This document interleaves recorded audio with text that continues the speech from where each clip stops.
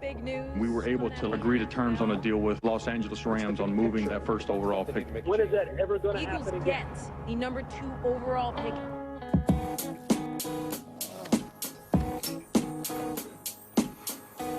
Everyone has an opinion. And they all think they're the smartest person in the room. He's no Dion, but this kid rarely We gets could a market false him step. as the face of the franchise. We'd have to move up to get him. At the end of the day, I gotta trust my instincts. We have an opportunity here. Yo, what's going on, fellas? It's your boy, The Bus, and we back with another episode of the Mock Draft. Man, I know y'all been waiting a long time, so before we get into it, I got to introduce my counterpart, Bruce. What's happening, player? Man, what's going on, Bus? We back for another edition of the Mock Show. Ready to dive in these picks and get to it? Yes, sir. So, as y'all know, man, with these new guys coming into the DML, being drafted by these DML owners, y'all know the first thing that's going to change is their pockets. You know what I'm saying? The money going to fall in. The groupies going to come. Mama and daddy going to be asking for money. Cousins you ain't never seen before going to be asking you for money, man. But, hey, make sure you come to my class, man. Finance 101. We'll teach you how to, manage your money, man, and just tell people no. That's all you got to do is tell people no. So, yeah, man. Let's get to it, man. So, with the first overall pick, we got the Bengals on the board, and let's see who they gonna pick. So, here we go. Nope, didn't show up. Here we go. My bad, fellas. All right, so first overall pick, man, we got the Cincinnati Bengals coming in. They had a horrible season, and me and you know what? Before I say this pick, I want to say something. So, Bruce. Yes, sir. I was talking to the Bengals owner, man, and do you know he didn't even know he had the number 1 overall pick? Oh my God.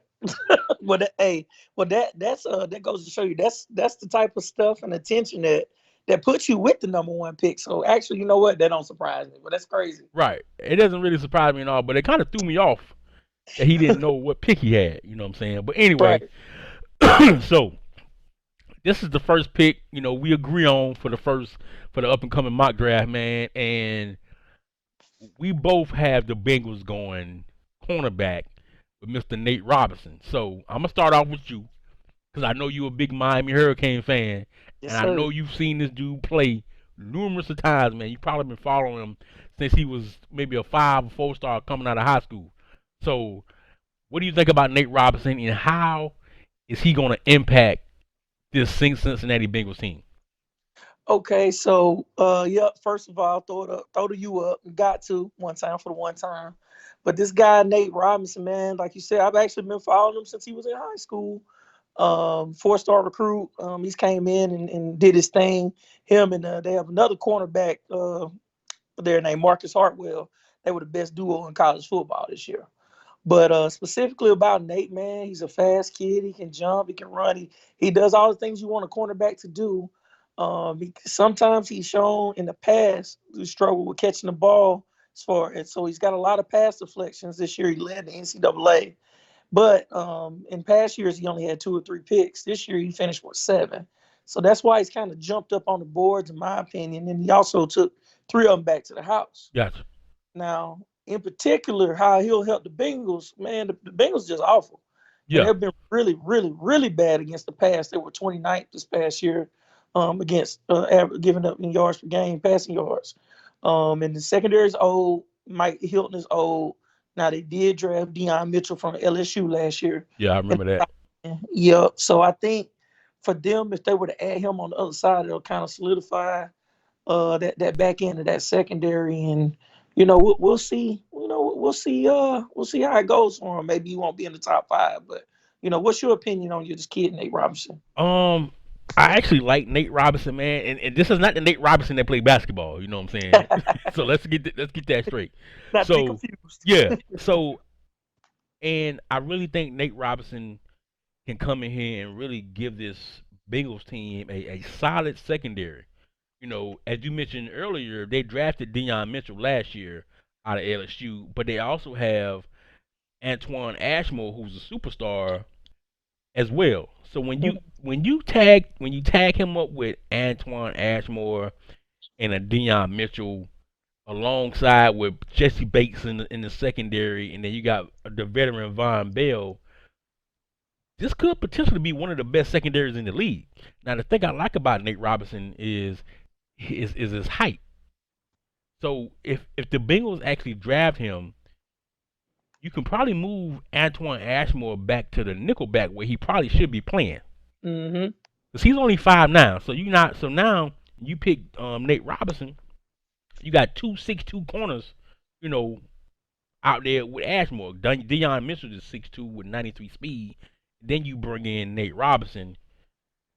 Man, that could really help this secondary out. You know For what I'm sure. saying? So now we're gonna get into the next pick, man. And next up we got the Arizona Cardinals. And we got them both taking Connor Atkins, the QB out of Oregon State. Now, before you kind of tell me about Connor and what you think, I'm going to say this. The Bengals do have Joe Burrow, right? Right. Don't be surprised if he doubles down on the quarterbacks and picks the kid out of Oregon State, Connor Atkins, because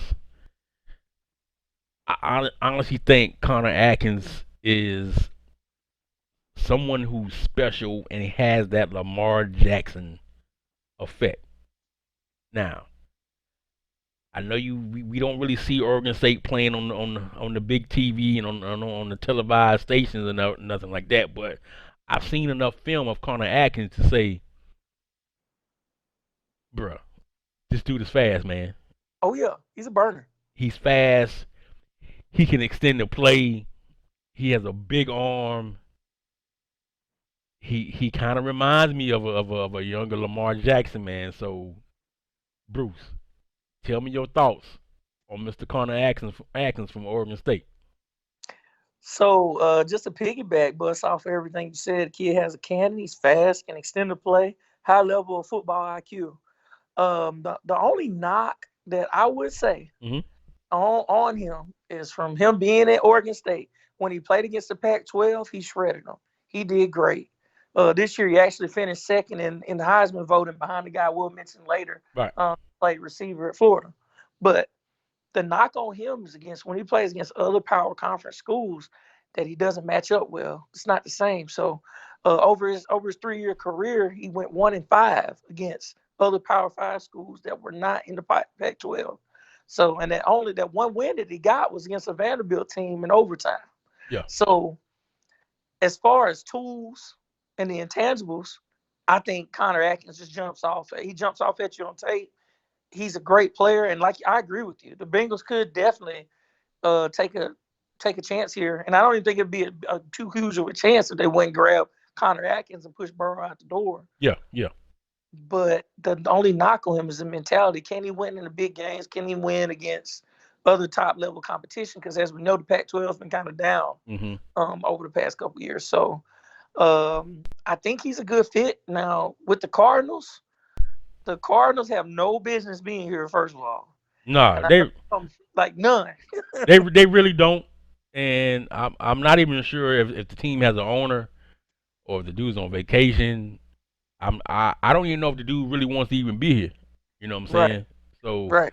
I think that's a decision he needs to make. I mean, you don't want to draft this kid Connor Atkins down there and they don't have an owner, or you're not fully invested in the league or in the team. Yeah, because you know what happens to people that typically get taken in the top 5, man. They go to what I like to call it DML purgatory. It ain't heaven, it ain't hell. You just stuck. Right. You get on these teams kind of like the Chargers with Justin Herbert. Yeah. Herbert can't go nowhere. You just stuck. He just stuck. Hate to see that happen with a kid like this that jumps off, and hopefully the Cards get back into it. We'll see them pick it back up, and maybe they can get back to their Super Bowl-esque ways when they had Kyler Murray. Gotcha. And maybe that's just what they're missing, but we'll never know. hopefully we'll find out this season. Yep. But regardless of what happens, the mock draft will keep going on, and the league will keep going on as well. So next Right. up, man, we got the Jets coming in at number 3, and this is the first area where we kind of go different ways. Yep. So I got him going Nelson Hendricks, Mm-hmm. and you got him going Von Nicholas from Northern Illinois. Now we both stayed on the defensive side of the ball, but for me, man, Nelson Hendricks has been the number 1 player in this draft from day one. Yep. It's just the knock on him is maybe his speed and maybe his desire to even play football. Mm-hmm. So he's the late cousin of Jimi Hendrix. You know what I'm saying? That's where that lack of desire comes from. He maybe, on something else. Yeah, maybe that's where that lack of desire comes from. But he comes from Penn State, man, and they normally produce some great players on the defensive side of the ball, man. But I think if the Jets pick him, he's definitely gonna come in and start right away because let's not, just look over this Jets team that's full of, number 1, maybe top 5 picks. They got Barkley from the waiver wire where people messed up, but but let's just look at the show, man. Come on now. But let's look at the secondary, man. Like you got JoJo Walton with the 95 speed, 85 overall.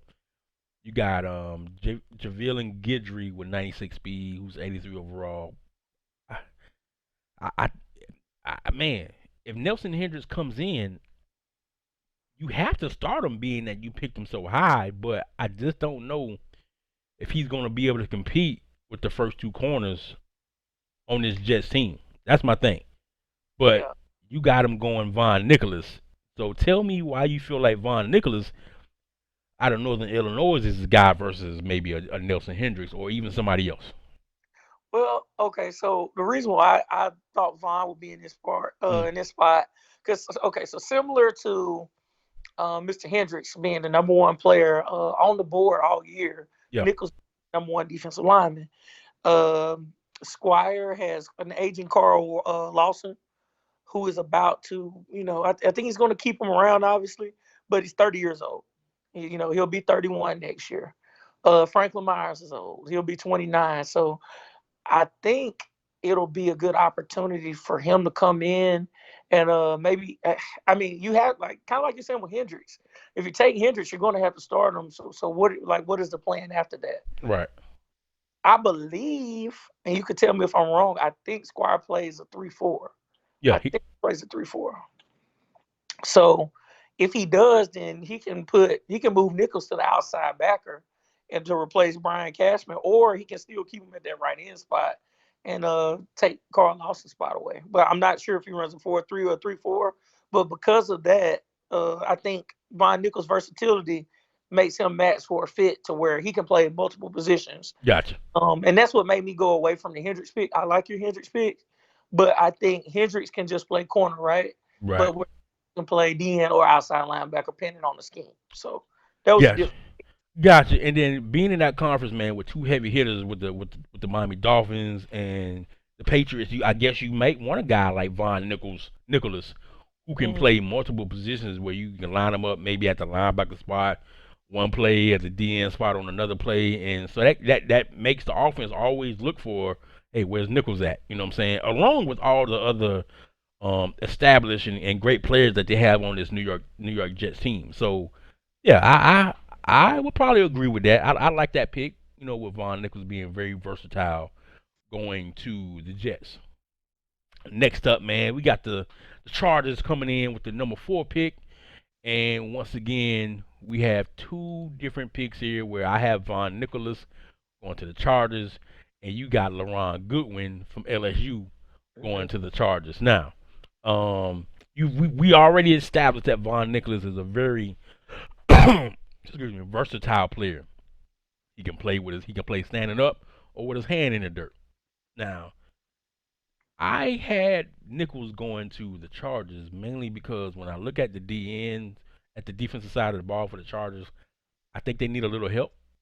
And so let's look at the DNs right now.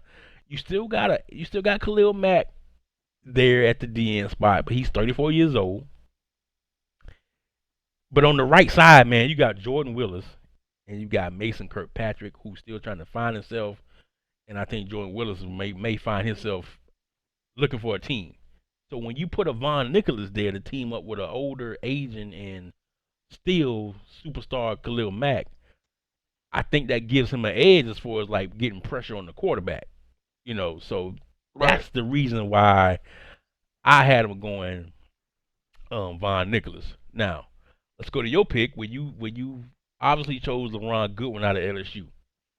Yeah, so I'm gonna call him L Good. So my boy L Good here, man, he's been the top receiver, kind of like we've been talking before. There hasn't been very much movement at the top, but he's been like the top receiver on the board all year, top 5, overall talent grade given by the DML scouts. So, yeah. I mean, his production matched throughout the year. The SEC was loaded with good receivers, and he was right at the top. For me, I know most people would probably think that, okay, he's not running that great to elite speed, so he'll probably drop. But I will say I'd like to point out a pick that Nuke made last year that I think we talked about it on the show. I actually think you said Nuke was going to take him, and he did. Michael Taylor. Michael Taylor. And this guy is like the same weight, and this guy's an inch taller. Right. So I don't want to make the same mistake like I did last year and be completely wrong on Michael Taylor, because I thought Michael Taylor was not a top 10 talent, and he ended up being a superstar X factor. So I'm thinking right here, hey, the Chargers go. They got Devontae Adams, who's super old. And a couple other older receivers that really aren't, they don't really stand out. So I'm thinking the Chargers go here, pick up L Good, and kind of try to turn the corner for a team that traditionally has the Pickle King every year. So yeah, and I want to start a hashtag on the show here. Hashtag Save J Herbo. Please tweet it out. We got to get Justin Herbert out of there. He's asked to sign a petition to get him the hell up out of there, because this man ain't doing nothing but throwing picks, and he is in DML purgatory. Let's get him out of there. Gotta get him out of there. Hey, it's so funny that you mentioned that, man, because the DML just had a show the other day, Numbers Don't Lie, and they talked about the career of Justin Herbert, man, and it's really been downhill ever since Dub C. Keep it gangster, man. We keep it gangster. You know what I'm saying? Has joined the Chargers, man. So yeah, hey, give me that petition. I'm gonna be the first one to sign it to see if we can get him up out of there, man, because he needs to change sceneries. Yes, sir. Yeah, man. I like LeRon Goodwin, man, and the fact that you mentioned the receiver from last year, Michael Taylor from UCF. He actually had a pretty good year this year, man, as far as his first DML season. He had 39 receptions, 749 yards, and 4 touchdowns. But I think that comes in, and that's as a rookie. You know what I'm saying? So next year, I can really expect Michael Taylor to really take off in that Atlanta Falcons offense. But now, since we're talking about the Atlanta Falcons, we're going to keep it in that division. And coming in with the 5th overall pick, we got the Carolina Panthers. Mm-hmm. So, okay, we got them going the same position, same in both of them in the SEC, but it's just 2 different receivers. So you talked about L Good earlier. I'm gonna talk about L Good right now as well. Now, I think L Good could easily be the best receiver in this draft, if not first, maybe second. You know what I'm saying? So when you look at the Panthers, man, they need to get the young quarterback some help, because he this year is the Pickle King of the DML. You know what I'm saying? So we might have to start 2 petitions, to get this quarterback out of Carolina. But he drafted Darren Johnson a couple seasons ago from Oklahoma.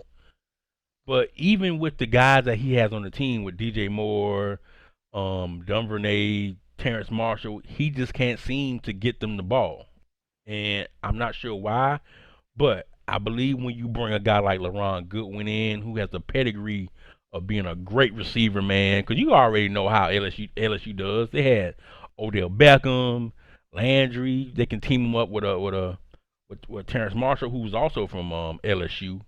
So I think LaRon Goodwin would really help the Panthers, you know, kind of exploit some of these defenses that they're going after and keep the interceptions down from Johnson.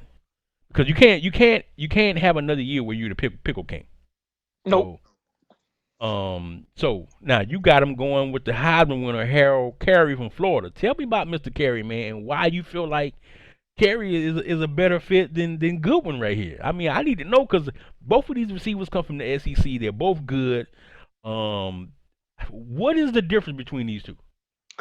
So for me, I think the difference here is the body type. Okay. So we got Harold Carey coming in at 6'5", 226 pounds. Ooh. And he expected, man, Calvin, it's like Calvin Johnson reincarnated. Yes, sir. Coming back all over again. So Harold Carey, man, not only does Carey have elite ball skills, like he's one of the few guys, I don't think I've ever seen too many guys over 6 foot out here returning punts. Harold Carey this year ran back 3 punt returns. So for me, you're getting a guy. I think both guys are going to be excellent players. Where whichever teams end up taking them. But for me, I got Harold Carey going here because I think the Panthers like that bigger body build.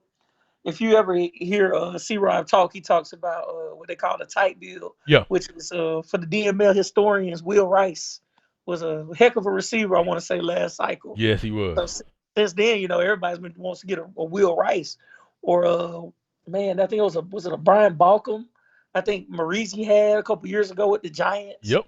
So those type guys, like everybody wants that unicorn. Yeah. Everybody wants that unicorn that and Harold Carey is that.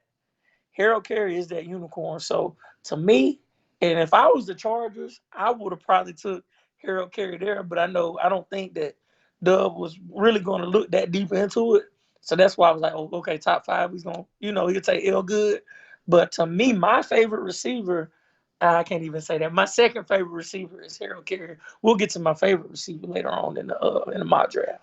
Gotcha. So before we go to pick 6, I did a little comparison, man, and these are the next gen stats for the player comparison. So L Good and Cooper Kupp. And we all know what type of player Cooper Kupp is right now. That's right. So Goodwin is coming into the league at 22 years old. Kupp came into the league at 24. They both had the same height. Weight, L Good's coming in, a couple pounds over. You know what I'm saying? But that's just how these players are coming in right now. You know what I'm saying? It's a new generation of players. They're bigger. They're faster. Cooper Kupp ran a 4.61 in the 40. Had a 31 vertical jump. Now, L Good has not participated in the combine yet, or he has not had his pro day. These are projected what I think he may run at the pro day or at the combine. So I'm thinking he gonna push out about a 4.48, and he gonna have a vertical about 42 inches. Now, if this is true, does he become, minus the speed? 'Cause I know some other faster receivers in this draft that's coming into the DL. If he comes out here and does this, even you, and I know you're saying Harold Carey is one of your favorite receivers. If he comes out here and does is he the first receiver taken off the board? I think so. Man, but it's honestly though, it's one of those things that where this receiver draft is so deep. I know this is where we have them projected, but you know how it is in real life too. Like sometimes the class is so deep that people start going other places where it's weak. Yes. So, because as we'll get to later in the draft, man, there's a mean right tackle in this draft. Yes. But he's one of few. Right. But all the receivers we're talking about, there's a bunch of them. So I think it'll be interesting to see how it ends up playing out. But I love your Ron Goodwin and Cooper Kupp player comparison graphic. That's nice, man. That's good work.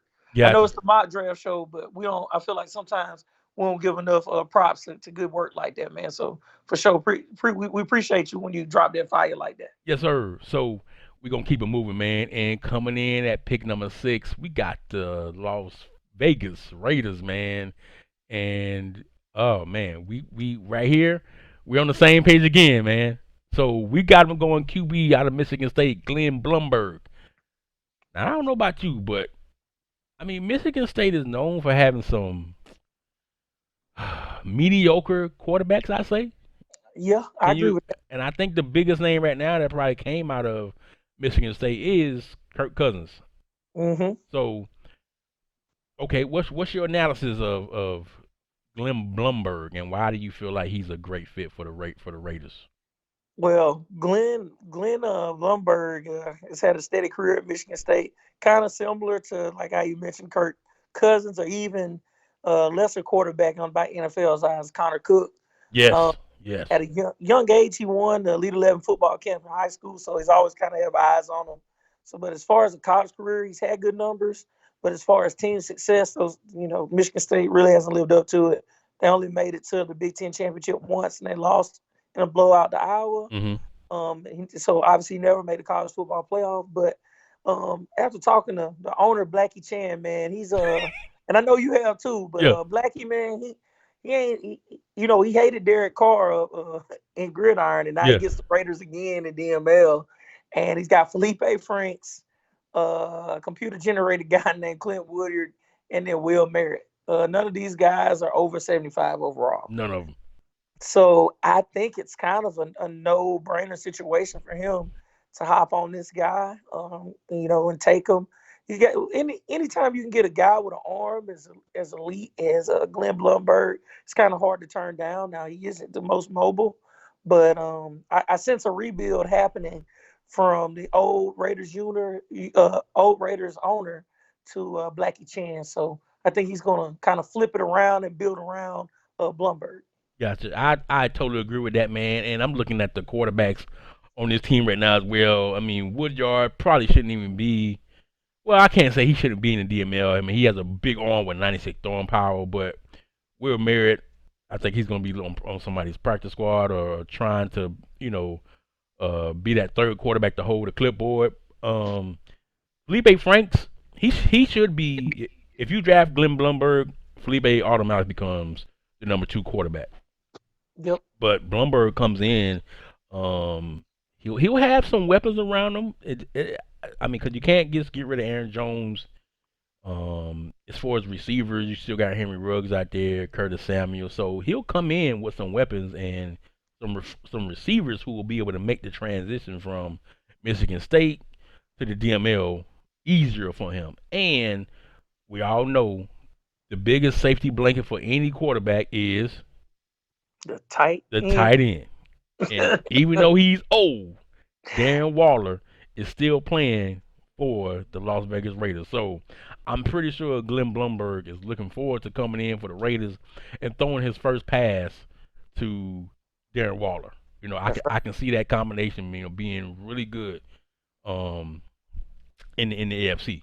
So with pick 7, via trade, this was normally the Lions pick, but it was a trade last year that the Lions sunk this pick to the playoff team, Miami Dolphins. And once again, we agree that the Dolphins will go receiver here and take Dennis Pettis from UCF. Now, you mentioned it earlier when we was talking about receivers, that tight bill. Yep. And I'm going to say this. This is that tight bill. It's it. I'm mad about it too, bro. This is that tight bill. Okay, why are you mad about it? Tell me why you mad about it, son. Bro, how does tight always do this? I'm so tired of seeing them funky ass Dolphins in the top 10. He be out here be killing folks. He always finds a way. Always finds a way. Always finds a way. That's my dog though, man. So I ain't really mad. I'm just salty because I can't do the same. Yeah. So shout out to him. Shout out to him because he definitely gonna get one of these big body cats, man. It's right down his alley. So right.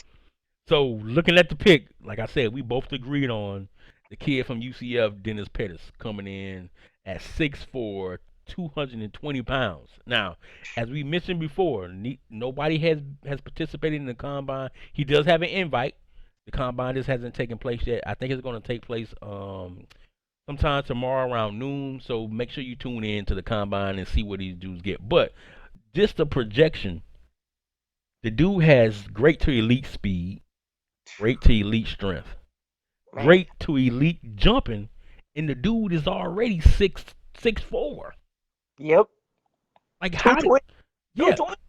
how do you even defend that? Like, this is why it's so important. And we talked about it earlier with the Bengals taking Nate Robinson coming in at 6'2". Mm-hmm. 6'2", 6'4". I would love that matchup. Yep. But if you got a cornerback that's under 6 foot, this will be a problem for him. Pure headache. You do not want to match up a 5'9", 5'10" guy versus a guy that's 6'4", 220 and can run out of the stadium and come back. You don't want that. And just remember, Dennis Pettis and Michael Taylor, that the receiver that the Falcons drafted, they played together last year. Yep. How do you even? What type of defensive scheme are you putting out on the field to even combat that? Yeah, there's nothing. There's nothing you can do. Ball. So Bruce, I know you a big receiver. I know you like receivers, man, because you already mentioned you like Harold Carey from Florida. Is Dennis Pettis the guy? Dennis Pettis is the guy. He is my absolute favorite player in this draft. And the reason why is not just because he's fast and he can jump and he's quick and he can catch. It's because that strength, great in the league. He's strong. Yeah. He not only is he probably top 3, top 2 in ball skills, he's the best blocker in the run game that we've seen in probably 10 plus years. So, he's just such a total complete player. And, some people say the knock on him is that he's 23 coming out. Like, what is his story? Well, what people don't know is Dennis Pettis in high school was a state champion powerlifter along with an all-state basketball player. So that's where his jumping and his speed came from. And the strip came from powerlifting. So he's only been playing football since the 10th grade. So there's still a lot to be said about the growth that he needs. So some people said they were surprised that he didn't come out with Michael Taylor last year, but he wanted to come back to work on his routes, kind of get a little bit more in the game, and because he actually used to be 225, so we shed some weight down. So you shed some weight, okay. Yep. So I'm excited, man. This is my favorite player, and if he really does go to the Dolphins, man, there's no other better situation that you could go to out of this top 10 as far as a solid organization that's going to get you ready to play football. Right. They're definitely going to get you ready to play football, and especially you coming in as a receiver to be paired up with Waddle. Now, the question is, do you think the Dolphins really need to address the wide receiver position? And my answer to that question would probably be yes. Mm-hmm. You got Jalen Waddle with 98 speed. Everybody's going to be watching and see where he's at. Will Fuller will probably be out the door. You got Ernest Crocker, who's 6'4", 227 at 90 speed. Now think about Dennis Pettis coming in at 6'4", 220, possibly being faster than that. Man. And I don't know, man. I think if you're the Miami Dolphins, you grab him here, and then you go elsewhere with that later pick that you have in the first round. I agree. That's just my thinking. I'm not the GM of the Dolphins, but hey, give me a job, man. I can turn your team around. Hey, go get that Cadillac while you can, and that's what you do in the top 10. Yes. All right. Next up, man, we got pick 8, and we got the Houston Texans coming in, man. And Bruce, I'm gonna tell you, man, and you probably know, I'm a defensive guy. I would take defense over offense any day. For sure. And if I could get that one guy who I know has to be double teamed every play, it's gonna be Chuck Ramsey. as bars. It's gonna be Chuck Ramsey from Notre Dame, bro. And I'm gonna tell you who I compare him to. Okay. You remember Chris Zorich? Yeah. I miss Chris George. Yeah. He reminds me of Chris George and Aaron Donald together. Oh man. Like Chris George was one of the strongest guys that came out of Notre Dame, and we all know what Aaron Donald was about. Chuck Ramsey is 6'1", 299. And when you look at his physicals, it's what 1, 2, 3, 4. It's 6 ratings here, and all of them say great to elite. Do I need to say anything further? Nope. This guy right here is gonna be a guy you're gonna have to know where he's at, and you're gonna have to double team him every play. And he's coming in at 21 years old. Like this guy wrecked so much havoc in the games that I saw where Notre Dame played. I remember when Notre Dame played Clemson in one of the championship games. Mm-hmm. Clemson won, but they could not stop Chuck Ramsey. He was constantly in the backfield, constantly making tackles. Had an interception that game. If he can't get to you, he's gonna get his hands up. And the Houston Texans are a team that needs a defensive tackle to go along with Russian and Pittman that they have. You bring in Chuck Ramsey, he solidifies the defensive front for you for the rest of the cycle. Now, you got him going Kirk Austin from Virginia, man. Tell me about Mr. Kirk. How's that kid? Well, shoot, man. Kurt Austin, #1 middle linebacker all year. Man, Kurt's a tackling machine. He's not super imposing with his size, but the kid, he just knows football. A lot of people, since he's been in the ACC, will compare him to former standout Luke Kuechly when Luke was at Boston College. I mean, he's been in the top 5 of tackles every single year he's been in college since a freshman as well. Coaches rave about he's just an outstanding leader, student of the game. And for me, the Texans, so I love your pick there. I love Chuck Ramsey. But when I look at like just positions that where the Texans are struggling at, the linebacking core is pretty trash. In particular, the middle linebacking core. So I'm just looking at it like, man, if you can go get a force in the middle, especially in a division with the AFC South, when you got the Colts with Jonathan Taylor running 5 million times a season, and then you got the Titans who like to run the ball. RIP King Henry. They got another guy he drafted in that first draft. That's a really good running back too. Those are 4 division games right there. If you want to be competitive, you have to stop the other teams in your division strengths. And if most of the teams in your division like to run the ball, why not go get a run stopper like Kurt Austin? So Gotcha. love the kid. Think it's a home run pick for the Texans. Really, either way, if you go with Kurt Austin or if you go with your guy, I mean, I don't think you miss with picking Chuck either. So Yeah, I like both of those guys, man. They're both on the defensive side of the ball, man. So let's move on to pick number 9, and we got the Seattle Seahawks coming in, and you got him going Russell Beckham from Oregon, and I got him going Seth Hawk. So, you went offense, I went defense. mm-hmm. Let's talk about why you feel like the kid from Oregon should be picked here and anchor that O-line. Man, with Russell, we're talking about a 3-year starter here since he got on the campus, 6'4", 307 pounds. I know we haven't got to the combine yet, but the kid has great footwork. Now, there's questions about his overall strength, but if you're talking about a lineman with great footwork and just great mobility, Russell Beckham is your guy. Russell even played some tight end in high school, and when he first got to Oregon, he was going to play a little bit of tight end, but they said he was a little too heavy, so they moved him down to the tackle position, and he's been lights out. So as far as a team need, though, the Seahawks, man, if you look at that O-line, it's decimated. It's old. He's going to have to fill those holes up, and why not do it with the best tackle in the draft? So, but what made you go offense here with the Seahawks? Defense, I just felt like Seth Hawk was probably one of the better picks here. Mm-hmm. And let's just take a quick look at him, man. And I'm gonna tell you one of the main reasons why. And you remember the linebacker last year that nobody knew about until we started talking him up out of Georgia, Mr. Dillon. Dillon, yeah. This could be another guy.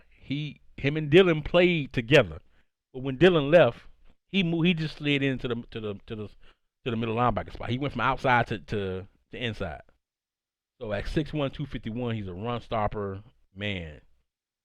And the crazy thing is, the Hawks are one of his top fits, and the Giants is as well. So he comes in with great elite acceleration, great elite speed, great elite strength, and the skills that I like are B play rec, A tackle, C zone, B hit power, A impact block, C like A power move. I think he's a guy that can replace that old veteran that may not be there or may be on his way out, which is Bobby Wagner. Yeah. I think he can really hold it down. You know what I'm saying?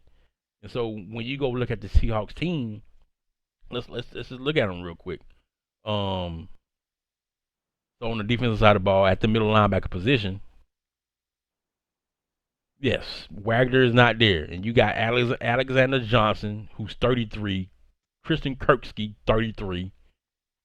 The other two guys, there's no need for me to say their name because they might not even make the team. You got Jordan Brooks, who's good at the right outside linebacker, and at the left, you got an older guy named Bud Dupree, who's 32 years old. So I think addressing the linebacker spot with Seth Hope gives you a solid guy to team up with Jordan Brooks, who's a superstar already. Yeah, I like that pick, man. I like your pick more than mine now. Now that we went deep dive into those linebackers. I think Seth Hope be a home run pick for sure. Yeah, I like Seth Hope, but I also like Russell Beckham as well. Anybody named Beckham, you got to pick. I mean, Odell Beckham. What's the Beckham that plays soccer? David Beckham. You know what I'm saying? They all good. So anybody with the name Beckham, you can't go wrong with. Plus, it gives Jay Rose, the rookie who he drafted last year at the quarterback spot, it gives him a little bit more protection. You see what I'm saying? For sure. So either way it goes, man, Seth Hope or Russell Beckham will be a solid pick for the Hawks. Now, last but not least, we got the Saints coming in with the 10th pick.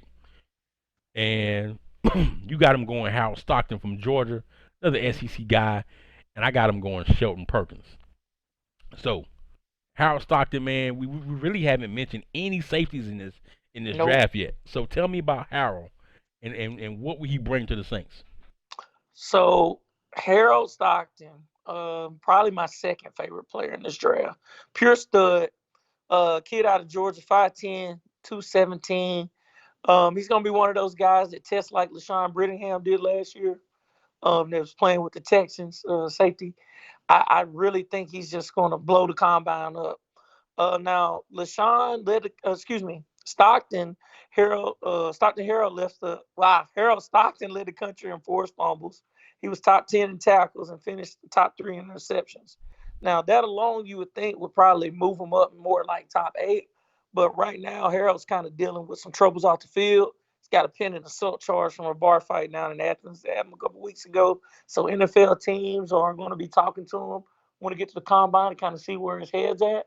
So I wouldn't be surprised, if he beats that case and it doesn't end up getting in any further legal trouble if he was taking maybe a couple picks higher than this. Yeah. But this guy, man, he's just somebody that would definitely strengthen that back end of that Saints secondary up. And I think with the way that Marley does with rookies, you can easily see this guy being NFC Defensive Player of the Year, in my opinion, really quick. So that's what I think about the kid Harold. What do you think about your guy? Shelton Perkins, man, another SEC guy, man. And we all know how the SEC plays. They play hard, punch each other all week, man, beat each other up. That's probably why they're one of the best conferences in the collegiate football era, man. But the reason I went with Shelton Perkins is because when I look at the Saints defensive line, man, and I know you're big on secondary. You play secondary in Division I football, man. So, but I've always been a guy to be like, hey, if I can get pressure on you, then my secondary doesn't have to cover long. That's right. So when you're looking at Denzel Parks, who he drafted a couple years ago out of Clemson, that's really the only solid guy who he has on the D line. Everybody else is kind of like kind of iffy. So at the left end, you got Randy Ward, strong guy, but I'm not sure if he runs a 3-4 or 4-3. But looking at these ends, I think he probably runs a 3-4. So that's the reason why I had Shelton Perkins going to the Saints, man. And I'm gonna put him up, look at his tangibles real quick, and then see how he turns out. Now he's at the left end position. So the kid out of Texas A&M is a projected round 1 pick. So coming in at 6'5", 255, 22 years old. Great elite speed, started a good strength, great elite acceleration, great elite agility, great elite acceleration. Now, if he plays a 3-4, you may have to move him to the outside linebacker. He just doesn't have the weight and the strength to really hold up at the DN spot. And like I said, looking at some of the DNs that's currently on this Saints roster, you may have to move him to linebacker. But he has a finesse move. But when you look at all the great elite speed and the good strength, he can change direction fast. He can get to the quarterback. This is the kind of guy that you want. So if you're going to continue to play your 3-4, yeah, you can keep those guys. They're going to hold up the blocks, and they're going to let Shelton Perkins get to the quarterback. Isn't that what you want? Especially in a division with the Falcons, the Bucks, who tend to run the ball and pass. You got the Panthers, who got a quarterback and probably looking to gain another receiver. Like, they're going to be passing. We already know the Falcons pass with Valdez and Michael Taylor and Mike Evans and all those boys down there. So to prevent them from just beating you down the field, you got to get pressure on the quarterback. And Shelton Perkins will be that guy. So that's why I had the Saints going Shelton Perkins now. So once again, like we always say, man, either way it go, it's your team. Do what you want with them. You know what I'm saying? But that was our rundown of picks 1 through 10. And Bruce, the draft goes down. We just found out that the draft goes down tomorrow at 8 p.m. Yes, sir. These kids' lives gonna change, man. All I'm saying is, if you're giving out money, let me hold something, players. Just something. Just something. $5, something. But anyway, man, hey, I want to thank Bruce for jumping on with me, man, doing the mock draft, man. And hey, man, until next time, y'all know we gonna come with the fire. We gonna tell you where these picks go, man, whether they're bust or whether they're golden picks. But anyway, thank y'all for watching the show, man. Leave a comment. If you don't, I don't care. We don't care. Watch the show anyway. We out.